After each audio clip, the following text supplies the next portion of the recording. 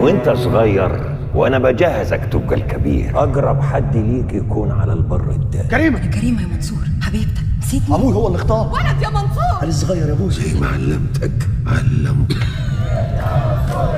عشان الكل يعيش ما ينفعش توجع يا منصور. لازم ناس تضحك. الضابط اللي يطلع دماغه بس بره المدرعه يبقى انتحر. الهدنه اللي بيننا وبين الحكومه خلاص. خلي ده معاك، لما تكبر تلبسه في يدك ما تخلعوش خالص. فاهم يا ولدي؟ اقتلني يا منصور. مين قال ان احنا عملنا حاجه غلط؟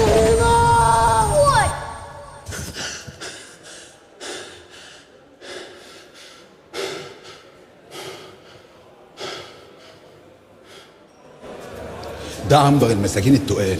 هو منصور الحفني فين؟ زنزانته اهي. طب انا عايز اشوفه. ماشي بس اعمل حسابك، البصه ب 20 جنيه، ما هي كلها كام يوم وهيتعدل. ماشي هديها لك واحنا خارجين. من غير صوت خالص، ده قتال قتله. حاضر.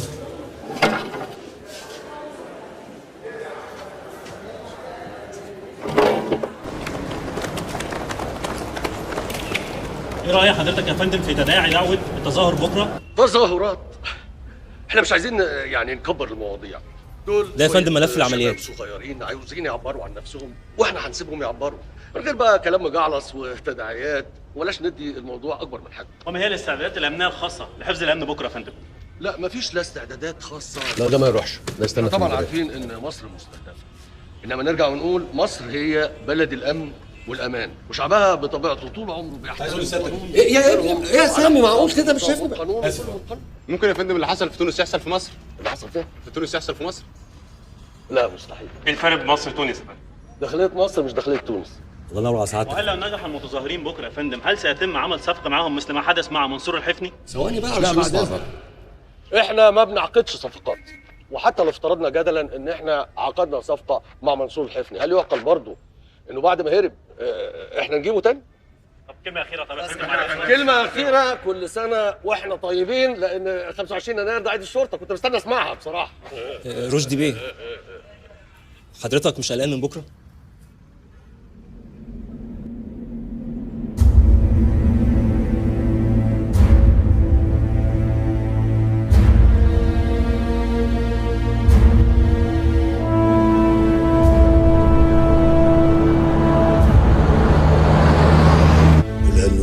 بالأخسرين أعمالا الذين ضل سعيهم في الحياة الدنيا وهم يحسبون أنهم يحسنون صنعا. منصور صدق الله العظيم. خير؟ يلا هتروح سجن الاستئناف. أنا نقلي ميعاده كمان 5 أيام، ولا مستعجلين أوي على موتي؟ في قلق، هتتنقل بس والتنفيذ هيتم في ميعاده، ما تخافش يا سيدي. أخاف من مين؟ ده أنا رايح للي ما بيظلمش.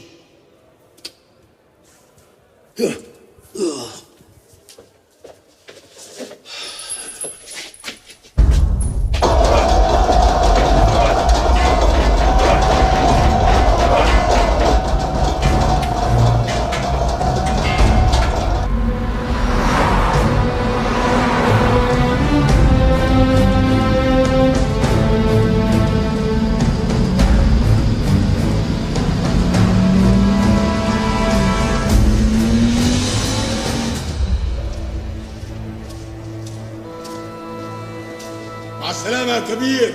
خد بالك من ولد يا جمعة. في عينيا التنين ما تقلقش. مش شايل حاجه منصور عشان انا طالع وهبعتهولك فوق. يا حما ولدي 10 سنين وانا بين 4 حيطان، قادر يحميه منكم يا ولد النجاح. كلها شهر وهنشوفك احميه ازاي لما اخرج له.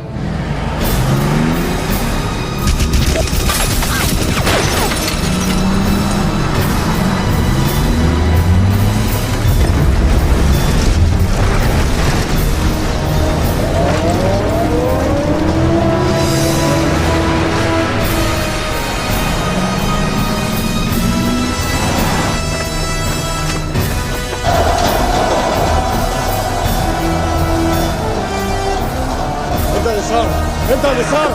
هنعمل ايه يا فندم؟ انت الإشارة. المتظاهرين اقتحموا المديرية.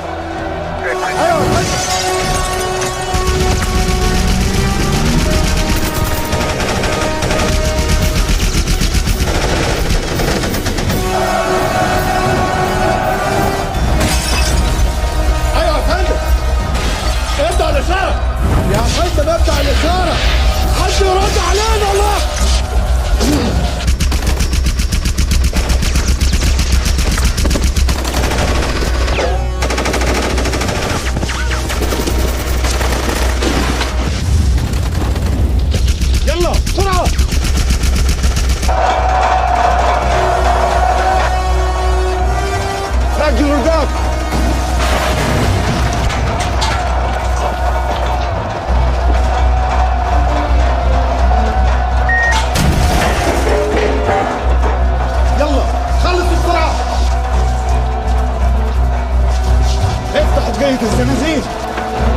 باشا لفيت بيا السيس كله وما احناش عارفين نخرجوا. ما انتش سامع صوت الرصاصه؟ لو خرجنا من هنا هنموت بالرصاص وانا من حد اموت مسموم. عمليات الترحيل هينفع تخرج في وسط الضرب ده؟ وفين العربيه؟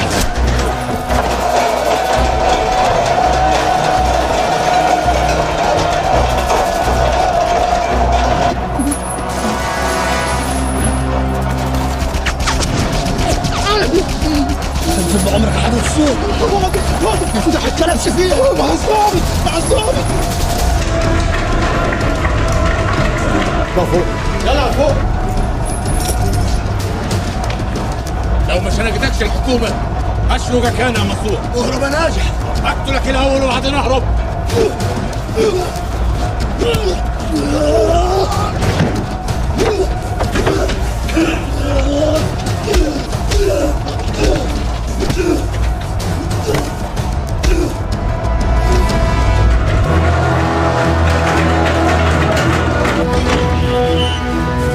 اقفل كويس. اقفل.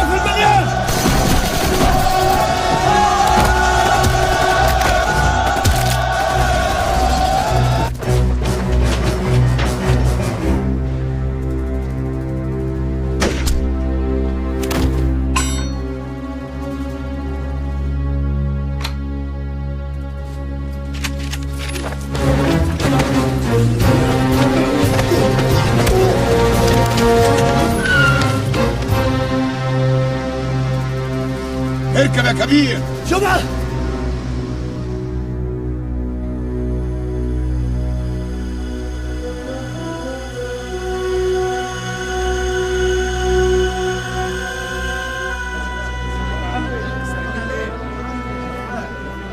لا كل حاجه بالعدل.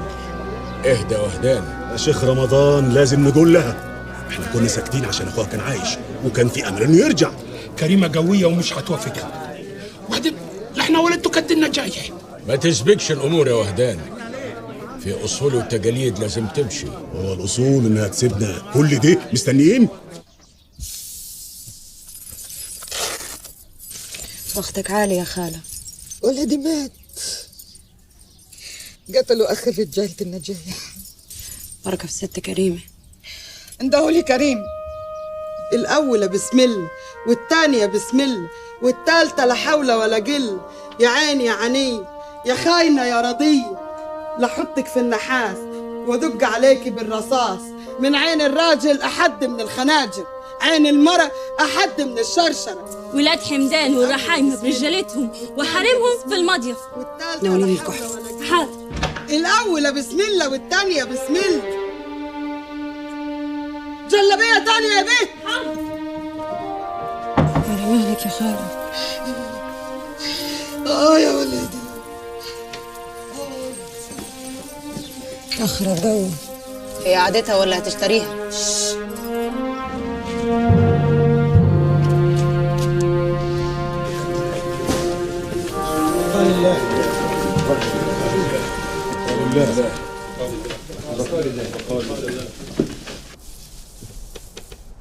شكر الله سعيكم. بس مين قال عاوزين حد يعزينا؟ حقكم ترتاحوا. لا هننام ولا نرتاح لما ناخد بطارنا. يبقى لازم لكم راجل ياخد بطاركم يا ام كريمه. اسمها الكبيرة بنت ب100 راجل. الكبيره لازم يبقى لها كبير. احنا كلنا مش اغراب، والمصلحه تقول انك لازم تتجوزي. الناس مش هتقبل ان كبيرتهم تبقى حرمه. الله، وال10 سنين اللي فاتت كانوا قابلين ليه؟ كان لك اخ لسه عايش في السجن لكن مات. وتجوز مين؟ انت؟ اب راجلك، حربك حربي. ليه ما تتجوزش بالرحايمه؟ صحيح؟ ليه؟ الرحايمة عيلة تشرف، نسايب منصور الحفني. أقول لكم أنا قسم السبوع كل ليلة في بيت عيلة من كبارات البلد الطمعانين في المريسة. ما يصحش الكلام ده. نص مصنع السلاح يخليكوا تقبلوا حرمة تبقى الكبيرة زي ما بقالكم سنين قابلين. الناس مش هتقبل الكلام ده. الناس لو انتوا قبلتوا هيقبلوا. مصنع السلاح ينفع تقسموه بينكم، أنا مش هتعرفوا. شكر الله سعيكم.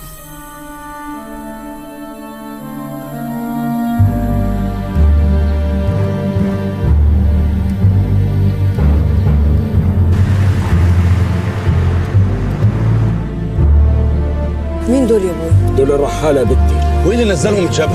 اكتب يا واد.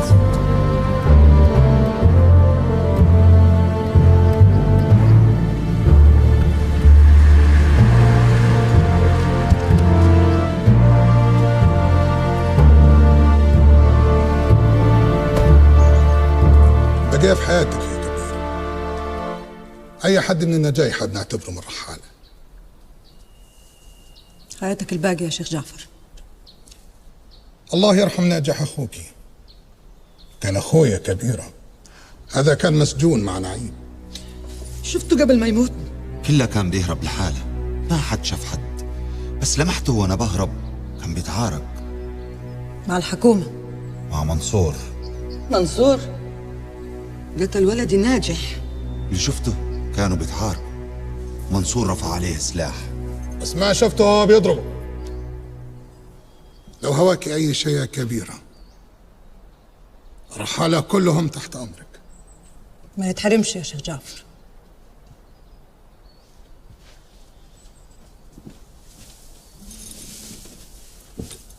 اهلا يا شيخ جعفر. عنك يا مولانا.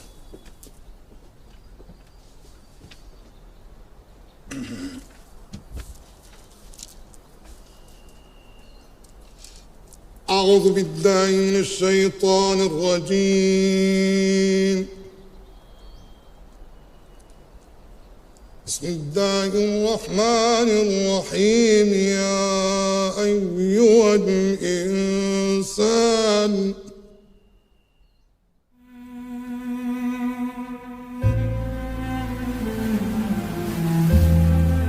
مفيش حبيبه في اسكندريه اسمها مش مكتوبه هنا.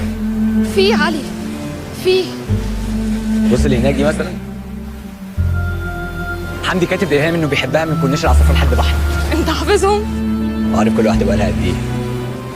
اللي هناك دي مثلا بقالها بتاع سنتين، حسن ورضا، ورسمها جوه قلب. تفتكر يا علي هما لسه مع بعض لحد دلوقتي؟ يعني لو بيحبوا بعض يبقى ليه لا؟ ايوه بس بيكتبوها لبعض ليه؟ ما يقولوها لبعض اسهل. يعني في ناس بتكتب احسن ما بتتكلم. بص دي ترضاها لاختك؟ انت مال امك؟ ايه ده ايه ده ايه ده؟ لا لا لا، ده مش انا، ده مش انا، ده عصام. استني.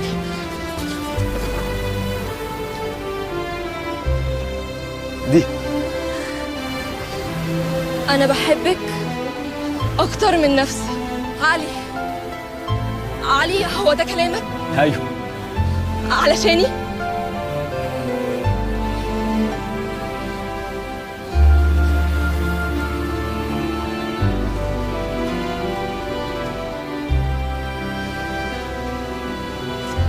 وانا بحب علي.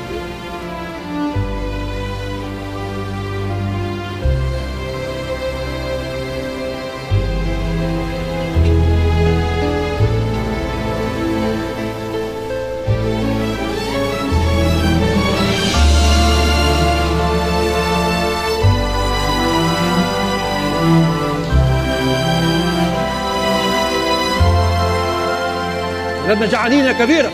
المخدرات سوقها واقف، اعمل لكم ايه؟ اتحملوا، انتوا صعايده الشده بتقوي. زرعنا هيموت وارضنا هتدور يا كبيره. قلت لك قبل كده اخلصك من قرف الارض واشتريها منك. نبيع الارض ونمشي عريانين؟ لو بنبيع ارضنا كنا بعناها للرحاله، دول عارضين ضعف سعرها.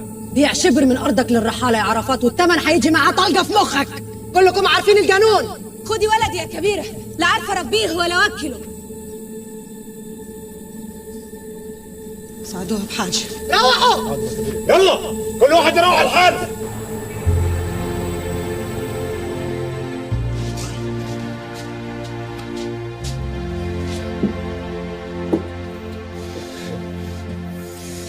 انا مش فاهم انت ليه ما اتجوزتش.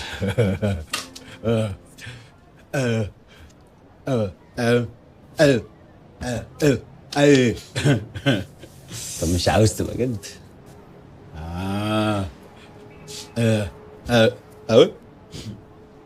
مش عندكم في الصعيد الشباب بتتجوز في سن 18؟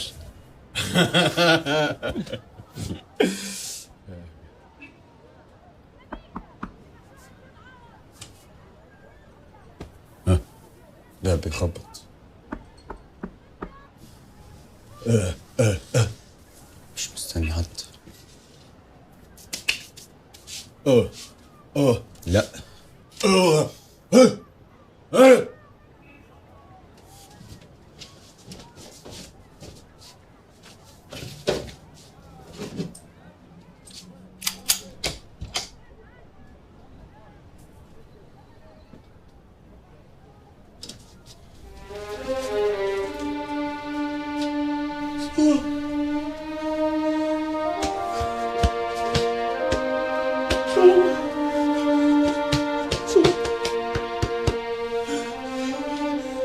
هي هي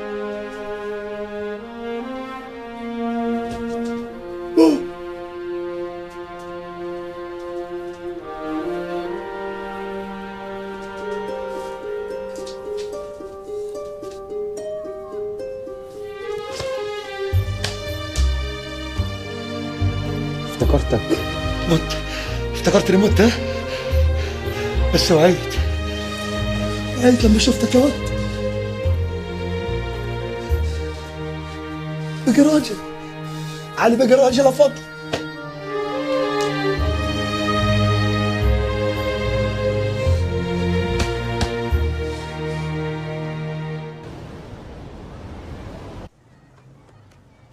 وحشتني يا مان. اللهم صل على النبي. كبرت يا علي. امال ليه كنت مانعني اني ازورك؟ عشان لو كنت جيت زرتني كانوا النجاح هيقتلوك، لانك ولد الكبير، يعني هتبقى الكبير. كانوا هيقتلوك يا ولد. لا اخوك لو في قمقم يعرف مكان النمل اللي في بيت اهله وعدده كام. ايه عشة الفراخ اللي انتوا عايشين فيها دي؟ مش كتير الاماكن اللي بتتأجر من غير بطايق ورق. خلاص كل ده هيتغير يا ولدي، هنرجع الجزيرة تاني. ايه جرى ايه؟ بتبصوا لبعض ليه؟ بس انا بقى ليا حياتي هنا، دراستي واصحابي. اصحابك؟ البنت اللي عمال تحب فيها على الكورنيش اصحابك؟ إلى سيرة أنا وأرضنا وأرض بوي وبوك وحق علي. جرى ايه؟ نسيته يا فضل؟ ارضنا وسمعنا ان الحكومه خدتها وبعتها للنجاح، وبيتنا وهدوه. الأرض اللي خدوها النجايحة هنرجعها تاني، والبيت اللي تهد هنبنوه سوا من تاني. الأرض دي قدرك من قبل ما يدخل على أمك يا ولدي. وهي اللي اتسببت في موتها. لا ولا عمي فضل هنسيب اسكندريه. ايه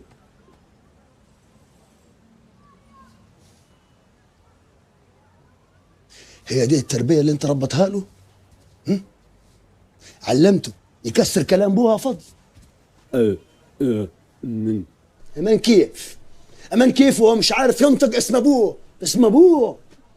اسمع فضل، مش منصور الحفني وولده اللي يعيشوا هربانين كيف الفئران. واعي؟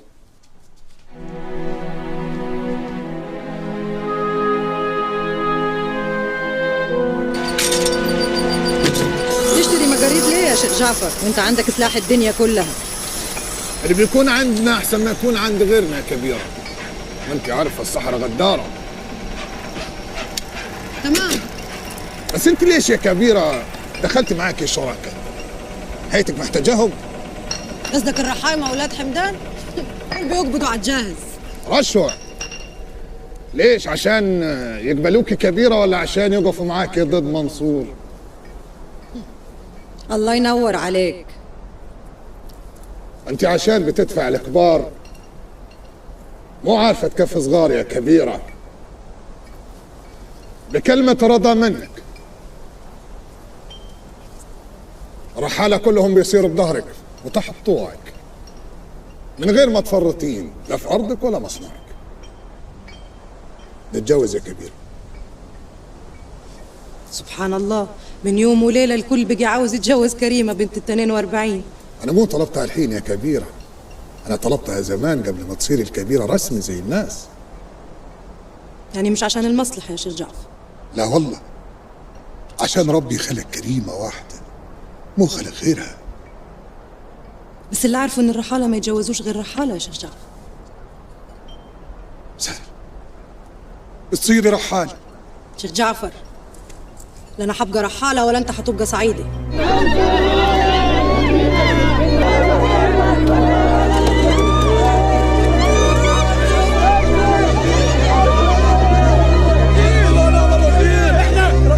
احنا برضه احنا حسبي الله ونعم الوكيل. حسبي الله ونعم الوكيل.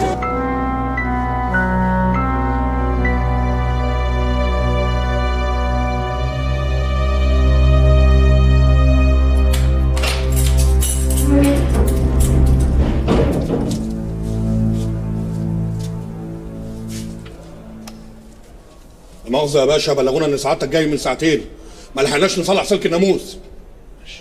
وبكره نرش مش هتلاقي براغيث خالص. تمام. وبالنسبه لسعادتك كده في عجينه بتتحط في الفتحات مش هتلاقي ولا برص واحد. خلاص. وبالمناسبه لسعادتك يعني لو اي حد من البيت عند حضرتك يجيب لنا كام مصادر فيران كده. خلاص يا حضره الصلاه. لا خلاص يا باشا.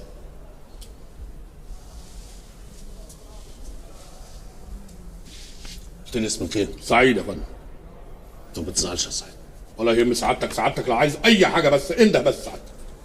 بالنسبه لسعادتك يعني للباب، ماله الباب يا سعيد؟ هضطر اقفله يا باشا.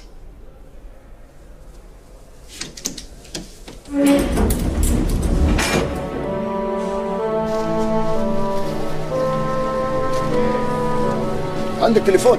عندنا. طب لي بوليس النجدة. بوليس النجدة؟ ايوه اخلصي. حاضر. اتفضل. حكومة، أنا عاوز أبلغ على واحد هربان من السجن، منصور الحفني بتاع الجزيرة. أنا شايفه بعيني في أبو قير. أقول لك شايفه بعيني في الشارع ده اسمه إيه؟ عمر بن الخطاب. رضي الله عنه. شارع اسمه عمر بن الخطاب، قاعد عند ولده علي هو اللي قويه. سلام. هو مش علي ابن عم فضل؟ لا، فضل يبقى عمه. أنا أبوه منصور الحفني وهو اسمه علي منصور الحفني. وده حجي. خبي. زيد فضلك يا حجي.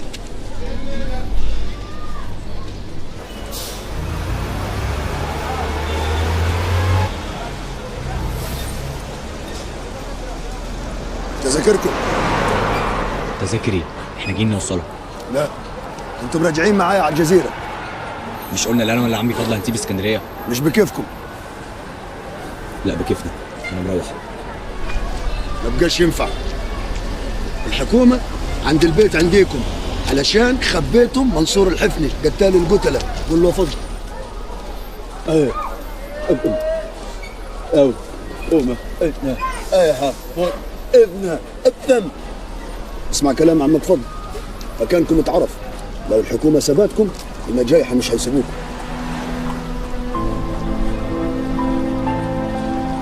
ايه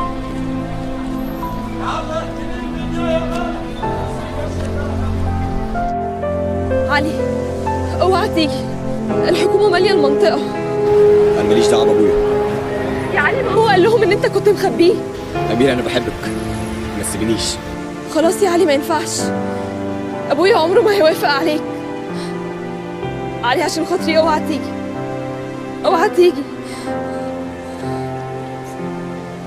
أميرة أميرة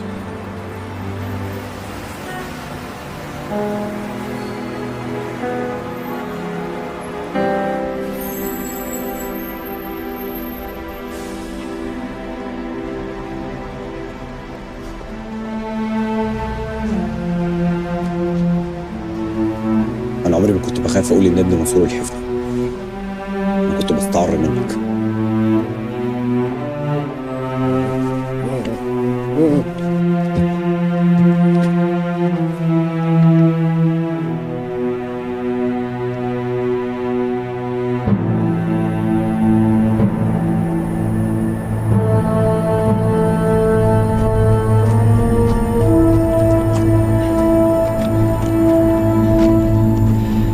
هو احنا طالعين الجبل ليه؟ مستنيين رجالتنا اللي هربوا فتح السجون. مستنيين؟ هم لسه ما وصلوش يا جمعه؟ هيوصلوا يا كبير ما تقلقش، دول رجالتنا واحنا عارفينهم، ده عهد في رقبتهم.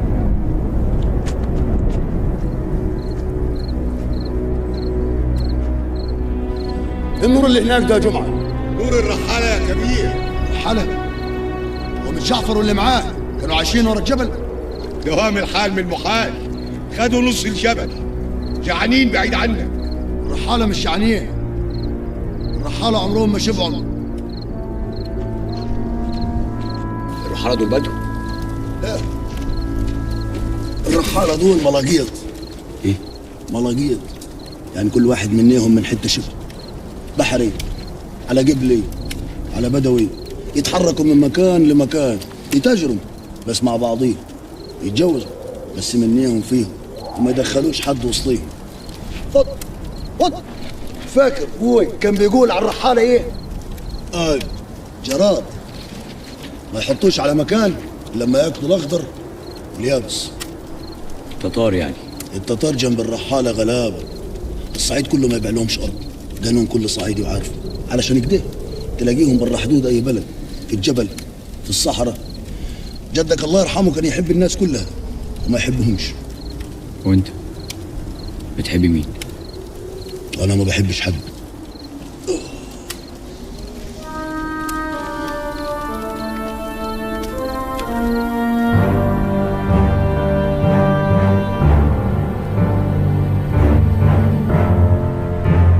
أقسم بالله العظيم أن أكون فردا خادما متفانيا مطيعا.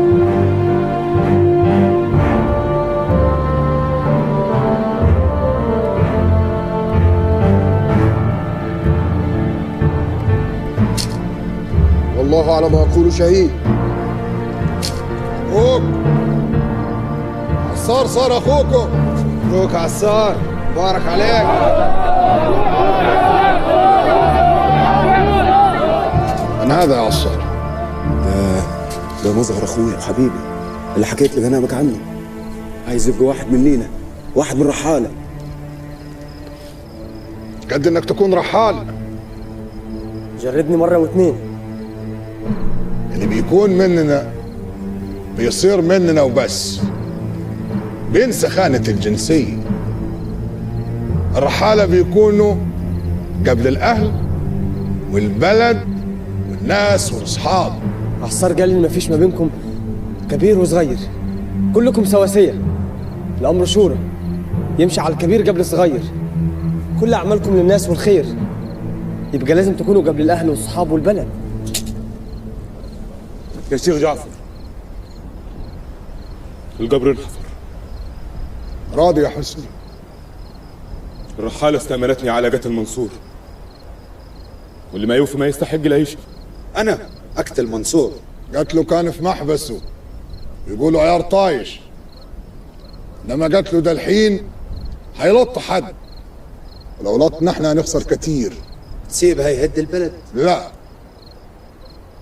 هنسيبهم يهدوا ببعض هم والنجايحة.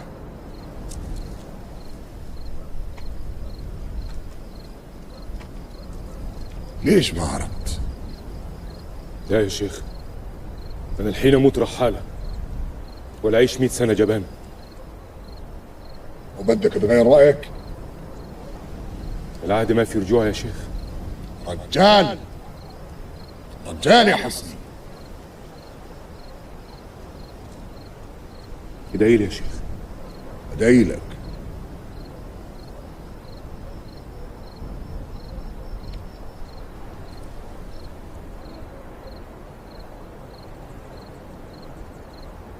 ادي السلاح لمظهر خليه يقتله.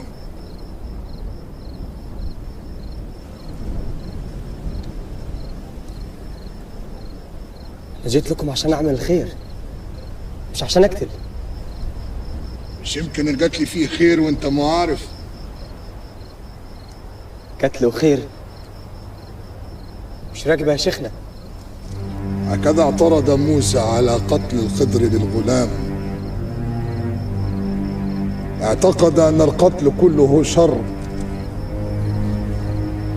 لم يكن يعرف أن بعضه خير. بس موسى مو شايفه. اسمع الكلام.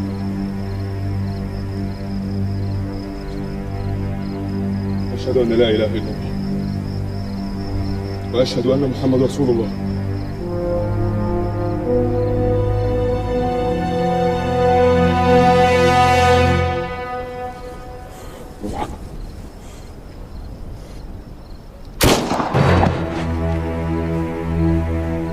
وعاك تحكم عليهم مرة واحدة يا شيخنا.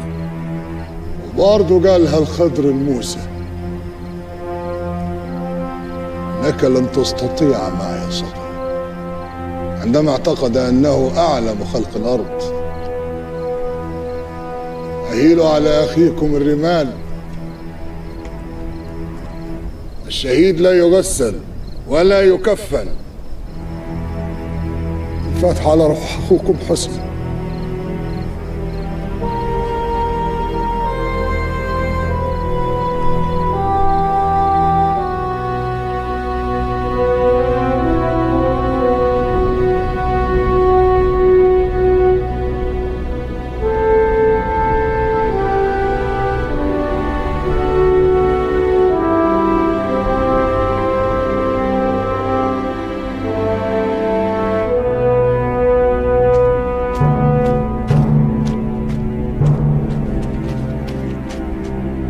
واقف عندك. نازل سلاحك يا ريس. ايه ما بتشبهش. مين؟ انا عمار ولد شديد يا عمي. عمار ولد شديد؟ راجل زي ابوك يا كيفك. علي فاكر عمار؟ عمار اللي كلمته علشان يعدي على رجالتنا. وفين الرجاله تاخروا ليه؟ اتقتلوا. قتلوا كيف يعني؟ في فتح السجون. كلهم. يبقى في حد مترصد رجالتي. مش عاوز نرجع الجزيره. مفيش غير النجايح. خلاص كده هتسيبنا نروح. انت خلاص روحت. اتفضل احنا حنرجع الجزيره تاني. لا انا روح سيرة في سفرالة. احنا رجاله. فضل امسك علي. خد. مش عاوز امسك سلاح. شيل السلاح في الصعيد اجباري. جمعه. ايوه ده فيني جلابيه وعلمه من عندك. حاضر يا ريس.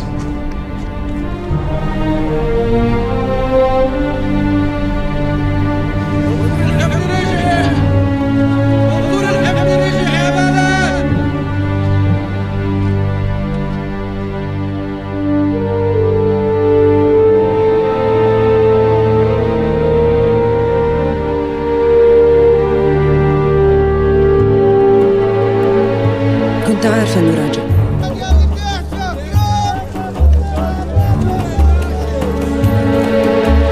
منصور رجع يا بيه.